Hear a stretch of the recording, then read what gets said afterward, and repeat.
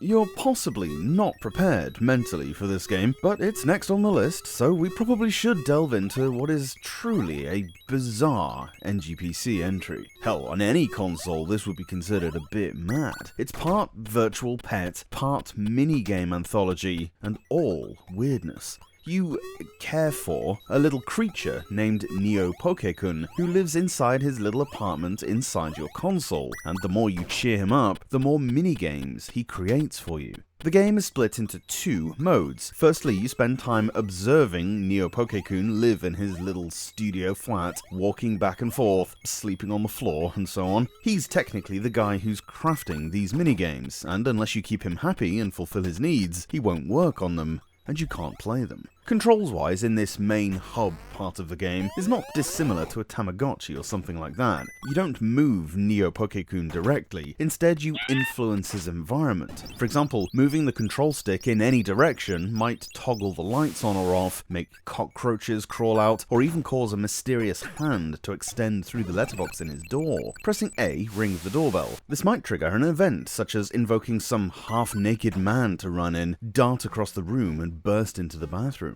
There are various scenes you can find, and they all have some truly memorable animations. Memorable both for being visually very impressive, but also sometimes disturbing and always extremely funny. Pressing B will trigger this alarm thing to go off, and the minigame menu to pop up. Basically, from here you can see the percentage of the game that NeoPoke managed to make. Then if he's managed to get it to 100%, the game will open for you. Now, getting these stages to 100% is no easy feat. In fact, it's mostly random, with only a limited amount of things you can do to influence it. You're essentially rolling the dice with every button press, hoping to boost the little guy's happiness. The game's also devilishly tricky to emulate, which I can virtually guarantee you're doing. Nobody seems to actually own this, as it heavily utilizes the Neo Geo's inbuilt internal clock. If you play the game too early or too late in your actual day, Poke-kun will be sleeping, and any action you actually perform is more than likely just gonna piss him off. You will make some slow progress if he's sleeping, or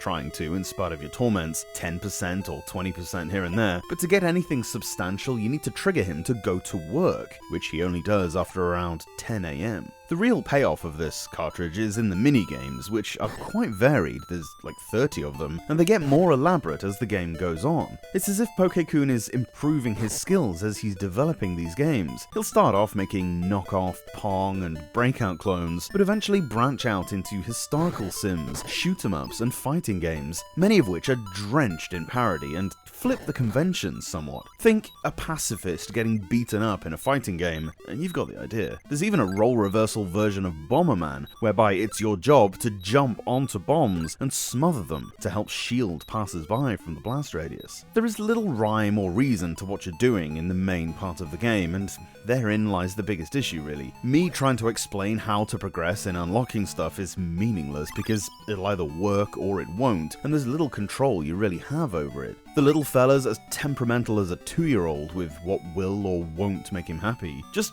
persist with it. Graphically, however, this is a truly sublime accomplishment. The creators clearly spent a ton of time on the pixel art. Some of the minigames even use sprite scaling and faux 3D tricks, which looks supremely impressive on the Neo Geo. As a piece of abstract art, if you like, this is truly captivating, and I can guarantee you've never seen anything quite like it. As a game, it's a weird old sausage to get into, but you'll find yourself persisting through the apparent lack of fun stuff, if for no other reason than to see what bonkers animation or minigame you uncover next.